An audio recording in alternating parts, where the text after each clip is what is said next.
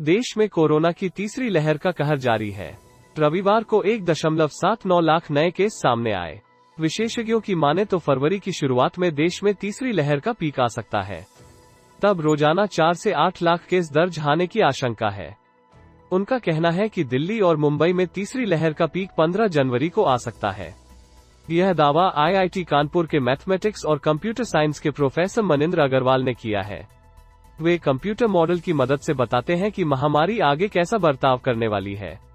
उनका यह भी कहना है कि 15 मार्च के आसपास देश में तीसरी लहर पार होने की संभावना है। मुंबई दिल्ली में 5 दिन बाद आ जाएगा पीक। इंडियन एक्सप्रेस के मुताबिक प्रोफेसर अग्रवाल ने बताया कि मुंबई में तीसरी लहर का पीक लगभग 15 जनवरी को आएगा। ठीक ऐसा ही दिल्ली में भी होगा।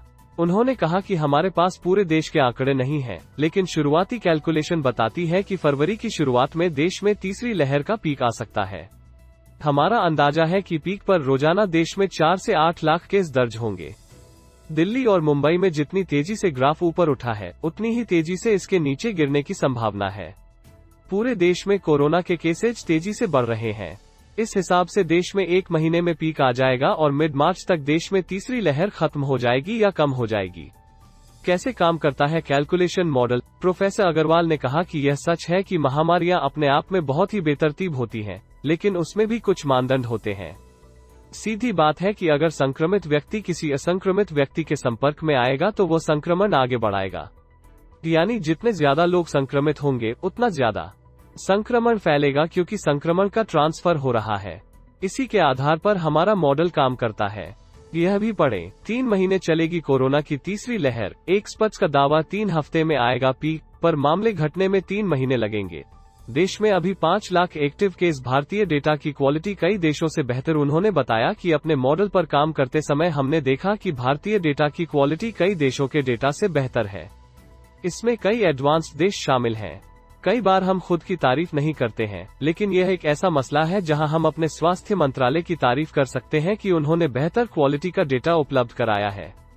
पहली लहर में बहुत सख्त लॉकडाउन लगाया गया था, जिसकी वजह से संक्रमण की रफ्तार 2 गुना कम हुई। दूसरी लहर के दौरान अलग अलग राज्यों ने अलग रणनीति से काम किया। जिन राज्यों ने आंशिक या पूर्ण लॉकडाउन लगाया, वे भी संक्रमण की रफ्तार कम कर सके। यानी लॉकडाउन से मदद मिलती है। मौतों का आंकड़ा सही नहीं। प्रोफेसर अग्रवाल ने कहा कि कई स्टडी में सामने आया है कि देश में 40 से 50 लाख के बीच मौतें हुई हैं। इतनी मौतें रिकॉर्ड से गायब कैसे हो सकती हैं? हम पाथर युग में तो नहीं जी रहे हैं कि इतनी मौतों को कोई रिकॉर्ड ही न करे। कई राज्यों से रिपोर्ट आई है कि शमशान घाट भर गए हैं, उनके बाहर लंबी कतारें लगी हैं, लेकिन यह सब सिर्फ 1 हफ्ते या 10 दिन के अंदर हुआ, जब दूसरी लहर अपने चरम पर थी। जब इसे पूरी महामारी में औसत के तौर पर देखा जाएगा तो यह बहुत ज्यादा नहीं दिखेगा। इसलिए मेरे हिसाब से जितनी मौतें रिकॉर्ड की गई हैं, असल आंकड़ा उनका 10 गुना ज्यादा होगा। 2 या 3 गुना ज्यादा होने की संभावना मानी जा सकती है।